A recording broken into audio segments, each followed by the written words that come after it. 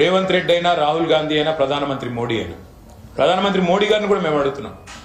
ఇవాళ మీరు మర్చిపోయినట్టున్నారు అసలు తెలంగాణ రాష్ట్రం ఈ దేశంలో ఉందని, అక్కడ కొన్ని దురాగతాలు జరిగితే వాటి మీద స్పందించాల్సిన బాధ్యత మీ పార్టీకి కూడా ఉందని మర్చిపోయినట్టే కనబడతా ఉంది.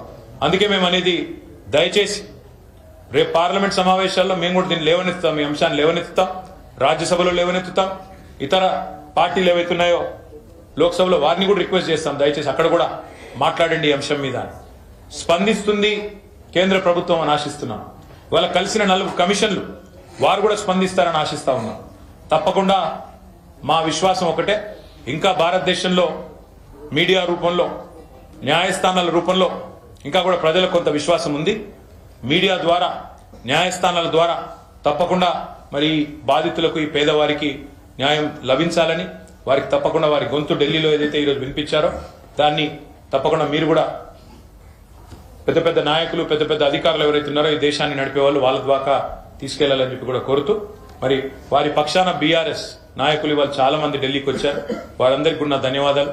అదేవిధంగా ఈ పోరాటంలో చివరి దాకా అంటే వాళ్ళ కుటుంబ సభ్యులకు బెయిల్ వచ్చి జైలు నుంచి విడుదల అయ్యేదాకా, అదేవిధంగా ఈ పోరాటం ఒక అర్థవంతమైన ముగింపుకు వచ్చేదాకా మేము తప్పకుండా వారి వెంబడిని ఉంటాం. 100% ముమ్మాటికి ఒక దగ్గర జరగట్లేదు ఈ పోరాటం. కొడంగల్లో, సంగారెడ్డి జిల్లా న్యాల్కల్లో కూడా జరుగుతూ ఉంది. ఇంకా 20 ఫార్మా విలేజ్లు ఎక్కడెక్కడైతే మీరు ప్రతిపాదిస్తున్నారో అక్కడక్కడ ఇప్పటికే గొడవలు జరుగుతూ ఉన్నాయి. నిన్నగాక మొన్న సబితక్క కాన్స్టిట్యున్సీలో అనవసరంగా వేస్తున్న ఒక 340 ఫీట్ల రేడియల్ రోడ్ మీద అక్కడ రైతులు తిరగబడ్డారు. RRR ఆ రైతులు అక్కడ భువనగిరిలో, ఆలేరులో, మునుగోడులో అక్కడ రైతులు ఆక్రోశిస్తున్నారు. వీళ్ళందరితో కూడా కూర్చొని మాట్లాడాల్సిన ప్రభుత్వం నిశ్చేష్టులై చూస్తా ఉన్నది, నిష్క్రియాపరంగా ఉన్నది. తప్పకుండా వారు స్పందించాలి, ఇకనైనా ముందుకు రావాలని కోరుతాం. బీఆర్ఎస్ ప్రభుత్వ హయాంలో కానీ ప్రత్యేకించి కేసీఆర్ కానీ మీరు కానీ అభివృద్ధికి సంబంధించి పెట్టుబడుల విషయంలో పెద్ద ఎత్తున కృషి చేశారు, దాన్ని ఎవరు తప్పట్లేదు. అదే సందర్భంలో ఫార్మా సిటీ పేరుతోటి తెలంగాణ అభివృద్ధికి కూడా మీరు ఒక ప్రయత్నం చేశారు. అలాంటి మీరు ఇప్పుడు ఫార్మా విలేజ్ వచ్చేదాన్ని వ్యతిరేకించడం. ఫార్మా విలేజ్ కు మేము వ్యతిరేకమని మేము చెప్పడం లేదు, మీరు ఒకటి జాగ్రత్తగా వినండి.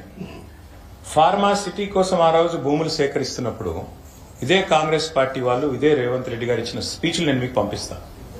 వెంకటరెడ్డి గారు, ఈరోజు మంత్రిగా ఉన్న వెంకటరెడ్డి గారు, రేవంత్ రెడ్డి గారు, మల్రెడ్డి రంగారెడ్డి గారు, కోదండరెడ్డి గారు, ఒక్కరు కాదండి, బట్టి విక్రమార్క గారు, సీతక్క గారు, ఒక్కసారి కాదు పలుమార్లు కందుకూరులో, యాచారంలో విస్తృతంగా పర్యటించి ప్రజల్ని రెచ్చగొట్టి ఫార్మా అంటేనే కాలుష్యం, ఫార్మా అంటేనే విషం అని జనం మనసులో విషం నింపిందే వారు.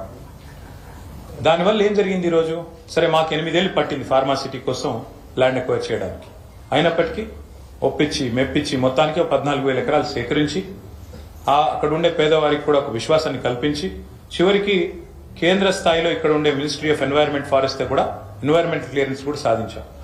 ఒక ఫౌండేషన్ వేసి ముందుకు పోవాల్సింది. దాన్ని మేము ఎలక్షన్లు ఉన్నాయి, ఇప్పుడు అనవసరంగా ఈ టైంలో మళ్ళీ పొలిటిసైజ్ చేస్తారు, రాజకీయం చేస్తారనే పక్కకు పెట్టాం.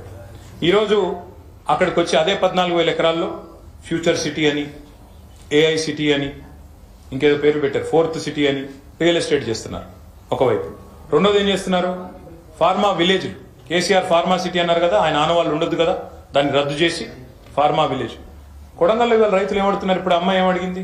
నువ్వే చెప్తావు కదా ఫార్మా అంటే విషయం అని, రేవంత్ రెడ్డి చెప్పినాడు కదా, మరి వాళ్ళు ఎమ్మెల్యే, ఆయన వచ్చి చెప్పాలి కదా. లేదమ్మా, ఆ రోజు నేను తప్పు చెప్పాను, తప్పుడు కూతలు కూశాను, నేను రాజకీయం కోసం అబద్దాలు చెప్పాను, ఈ రోజు నేను చెప్తున్నాను, ఈ రోజు నేను చెప్పేది నిజం, నన్ను నమ్ము అని లగిచర్లకు వచ్చి మాట్లాడమనండి. ఎమ్మెల్యే కాదా? 9 నెలల నుంచి టైం లేదా? వచ్చి మాట్లాడమనండి. మేము అభివృద్ధికి వ్యతిరేకం కాదు, కానీ ప్రజల మీద దౌర్జన్యపూరితంగా అంటే నువ్వు భూమి ఇవ్వకపోతే నేను తొక్కుతాం. ఎవడండి తిరుపతి రెడ్డి? అడ్రస్ లేని గొట్టంగాడు వచ్చి ఇది ఆగదు, ఫార్మా ఆగదు. నువ్వెవడివి చెప్పడానికి? నీకేం హక్కు ఉంది? ఇష్టారీతిన ఇవాళ ప్రజల మీద జులుం చేయడానికి ఎవరైనా అది దానికి వ్యతిరేకంగా ఉన్నాం. ముఖ్యమంత్రి ఎందుకు పిలవట్లేదు?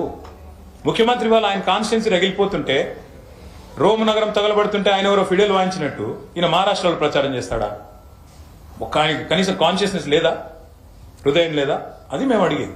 ఎందుకు ఇప్పుడు మల్లన్న సాగర్లో మీకు గుర్తు చేసుకోండి, మేము భూసేకరణ చేస్తుంటే